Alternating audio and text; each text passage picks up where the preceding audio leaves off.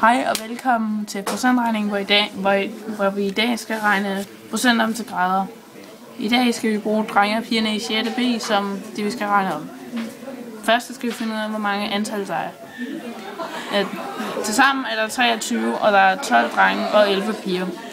Så starter vi med at dividere 12 med 23, så vi kan finde et decimaltal. Og så skal vi gange det med 100, fordi så har vi de procent, vi skal bruge.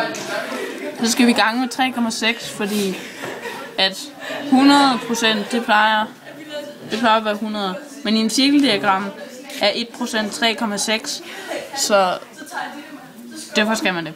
Og det giver 187 grader. Og piger, der skal vi gøre det samme, bare med 11, og det bliver så 48% og 173 grader. Så her har vi tegnet det ind, og det er det drengedelen, vi er lige en dreng mere, og det er pigerne. Når man skal tegne ind, så skal man bruge den her meget seje ting, kaldet en vinkelmåler. Så man skal ligge i midten af cirklen, og man skal gerne bruge en taster til at lave cirklen.